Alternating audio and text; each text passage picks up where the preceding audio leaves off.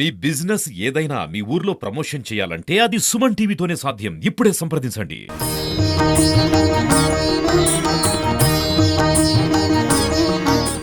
నా వంతు బాధ్యతగా 1000 గోవులను దానం చేయడానికి నేను సిద్ధంగా ఉన్నాను. 1,00,000 గోవులను దేశవ్యాప్తంగా ఉన్న హైందవ ధర్మానికి మద్దతు ఇచ్చే పెద్దల ద్వారా ఈ డైరీకి 1,00,000 గోవులను సమకూర్చే బాధ్యత నేను తీసుకుంటానని చెప్పి ఈ సందర్భంగా తెలియజేస్తున్నాను.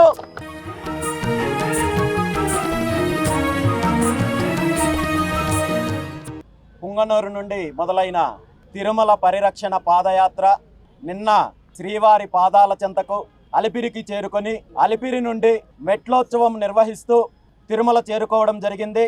ఈ కార్యక్రమము నాతో పాటు పాల్గొన్న శ్రీవారి భక్తులందరికీ కూడా ఒక ప్రత్యేకమైన అనుభూతి, స్వామివారి అనుగ్రహంగా భావిస్తున్నాను.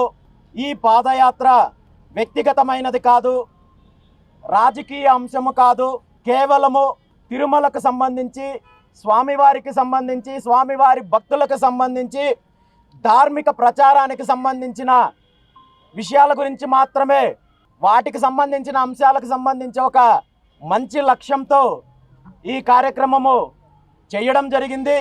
తిరుమల అంటే కలియుగ ప్రత్యక్ష దైవము శ్రీ వెంకటేశ్వర స్వామి వెలసిన క్షేత్రము. కలియుగంలో మానవుల్ని ఉద్ధరించడానికి ఆ స్వామివారు ఇక్కడ వెలిశారు. అదేవిధంగా స్వామివారి భక్తులకు, స్వామివారి కైంకర్యాలకు, సేవలకు ప్రపంచవ్యాప్తంగా ధార్మిక ప్రచారానికి, హైందవ ధర్మాన్ని ప్రచారం చేయడానికి ఆవిర్భవించిన సంస్థ తిరుమల తిరుపతి దేవస్థానం. అయితే గత కొన్ని రోజుల నుండి కాదు, అనేక సంవత్సరాలుగా తిరుమల తిరుపతి దేవస్థానం విషయంలో అనేక రకాలైన ఆరోపణలు, అనేక రకాలైన వివాదాలు, రోజుకొక వివాదం నడిచే కార్యక్రమం జరుగుతోంది. ముఖ్యంగా గత కొన్ని రోజులకు ముందు నుండి కూడా స్వామివారి కైంకర్యాల విషయంలో, లడ్డూ ప్రసాదం విషయంలో అనేక రకమైన ఆరోపణలు, వివాదాలు తలెత్తుతున్నాయి.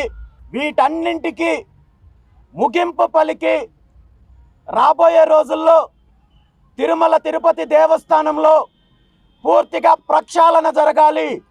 తిరుమల తిరుపతి దేవస్థానం అంటే స్వామివారికి సేవ చేసే కార్యక్రమాలు చేయాలి, స్వామివారి భక్తులకు సేవ చేసే కార్యక్రమాలు చేయాలి, ధార్మిక ప్రచారాన్ని, హైందవ ధర్మాన్ని ప్రపంచవ్యాప్తంగా తీసుకెళ్లే కార్యక్రమం చేయాలి తప్ప రాజకీయాలకు, వ్యాపారాలకు, అధికారంలోకి వచ్చిన పార్టీలకు పదవులు ఇవ్వడానికి ఉపయోగపడే ఒక కార్పొరేట్ సంస్థలాగా ఉండకూడదు. దీని మీద ప్రజల్లో చైతన్యం తీసుకురావడానికే ఈ కార్యక్రమం యొక్క ముఖ్య ఉద్దేశము. మరొక ముఖ్యమైన విషయం ఏమంటే, స్వామివారి ప్రసాదాలకు, నైవేద్యాలకు, మరీ ముఖ్యంగా తిరుమల అంటేనే వెంకటేశ్వర స్వామి తర్వాత అతి పవిత్రంగా భావించే లడ్డూ ప్రసాదానికి, ప్రసాద వినియోగానికి, ప్రసాద తయారీకి వాడే నెయ్యి ఏదైతే ఉందో, ఈ నెయ్యి బయట కాంట్రాక్టర్ల ద్వారా, టెండర్ల ద్వారా సమకూర్చుకునే కంటే కూడా టీటీడీ ఆధ్వర్యంలోనే డైరీ ఏర్పాటు చేయాలనేది మా ప్రధాన డిమాండు. ఎందుకంటే టీటీడీ ఆధ్వర్యంలో ప్రతి సంవత్సరం కూడా ధర్మ ప్రచారం పేరిట, ధార్మిక పరిషత్తు పేరిట 100 కోట్ల రూపాయలు ప్రతి సంవత్సరం ఖర్చు పెడుతున్నారు. కానీ ఈ కలియుగంలో గోవృద్ధి, గోవుల సంరక్షణ కంటే వేరే ధర్మ ప్రచారం ఏది కాదనేది నా భావన. కాబట్టి ప్రభుత్వాన్ని, టీటీడీ అధికారులను ఈ సందర్భంగా నేను కోరుకునేది ఏమంటే, వెంటనే టీటీడీ ఆధ్వర్యంలో డైరీ ఏర్పాటు చేయాలి. ఆ డైరీ ద్వారా వచ్చే నెయ్యిని మాత్రమే స్వామివారి ప్రసాదాలకు, నైవేద్యాలకు, లడ్డు ప్రసాదాలకు వినియోగించాలి. ఈ డైరీ ఏర్పాటుకు సంబంధించి నా వంతు బాధ్యతగా 1000 గోవులను దానం చేయడానికి నేను సిద్ధంగా ఉన్నాను. అదేవిధంగా 1,00,000 గోవులను దేశవ్యాప్తంగా ఉన్న హైందవ ధర్మానికి మద్దతు ఇచ్చే పెద్దల ద్వారా ఈ డైరీకి 1,00,000 గోవులను సమకూర్చే బాధ్యత నేను తీసుకుంటానని చెప్పి ఈ సందర్భంగా తెలియజేస్తున్నాను. దీని మీద ఎటువంటి రాజకీయాలు చేయకుండా, వ్యాపార ధోరణి ఆలోచించకుండా టీటీడీ ఆధ్వర్యంలో వెంటనే డైరీ ఏర్పాటు చేయాలని చెప్పి ఈ సందర్భంగా ప్రభుత్వ పెద్దలను, టీటీడీ అధికారులను కోరుకుంటున్నాను. ముఖ్యంగా ఈ రాష్ట్ర ముఖ్యమంత్రి చంద్రబాబు నాయుడు గారిని విన్నవిస్తున్నాను. మీ ఆధ్వర్యంలో, మీ హయాంలో ఈ కార్యక్రమానికి శ్రీకారం చుట్టినట్టయితే ఖచ్చితంగా చరిత్రలో స్వామివారికి సంబంధించిన సేవా కార్యక్రమాలలో మార్పులు తీసుకొచ్చిన వాళ్ళలో మీకు ఆ ఘనత ఉంటుందని చెప్పి కూడా ఈ సందర్భంగా తెలియజేస్తున్నాను. ఇదే అంశం పైన 2019 డిసెంబర్లో అప్పటి పాలక వర్గము ఒక తీర్మానం చేసింది. మూతబడిన చిత్తూరు డైరీకి సంబంధించి ఆ డైరీని పూర్తిగా తిరుమల తిరుపతి దేవస్థానము స్వాధీనం చేసుకొని దాని ద్వారా స్వామివారి కైంకర్యాలకు, ప్రసాదాలకు, నైవేద్యాలకు, లడ్డూ ప్రసాద తయారీకి కావాల్సిన నెయ్యి సమకూర్చుకునే విధంగా ప్రయత్నం చెయ్యాలని చెప్పి ఆనాటి తిరుమల తిరుపతి దేవస్థాన ఎవరైతే పాలక మండలి ఉన్నారో ఆనాడు తీర్మానం చేసినప్పటికీ దాన్ని ఎందుకు పక్కన పెట్టారో, అదే డైరీని ఎందుకు అమూల్ డైరీకి ఇచ్చారో కూడా ఇప్పటి వరకు సమాధానం లేని ప్రశ్నలు.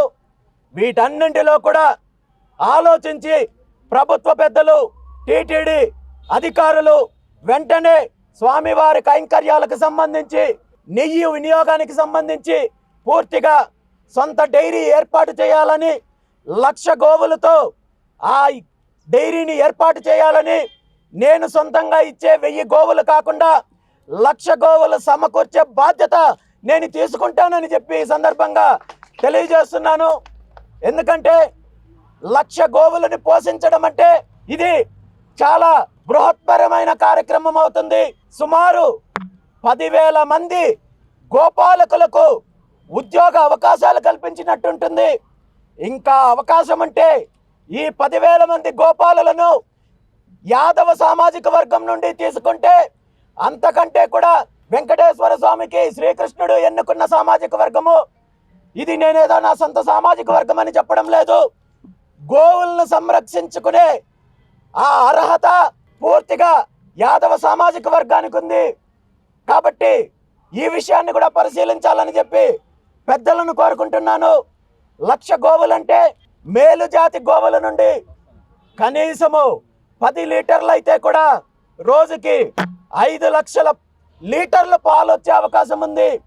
దీని ద్వారా సుమారు 20 లీటర్లకు సంబంధించి ఒక్కొక్క 20 లీటర్ల నుండి ఒక్కొక్క కేజీ వెన్న తయారయ్యే అవకాశం ఉంది.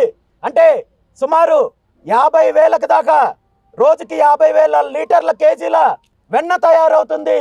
దీని ద్వారా వచ్చే వెన్న ద్వారా అప్రాక్సిమేట్గా 60 నుండి 65% నెయ్యి వస్తుందంటే రోజుకి 30,000 లీటర్ల నెయ్యి తయారు చేసుకునే అవకాశం ఉంటుంది. కాబట్టి ఖచ్చితంగా తిరుమల తిరుపతి దేవస్థానం ఆధ్వర్యంలో డైరీ ఏర్పాటు చేసే కార్యక్రమానికి వెంటనే శ్రీకారం చుట్టాలని చెప్పి ఈ సందర్భంగా పెద్దలను కోరుకుంటూ ఈ కార్యక్రమానికి సహకరించిన ప్రతి ఒక్కరికి కూడా ధన్యవాదాలు తెలియజేస్తూ సెలవు తీసుకుంటున్నాను.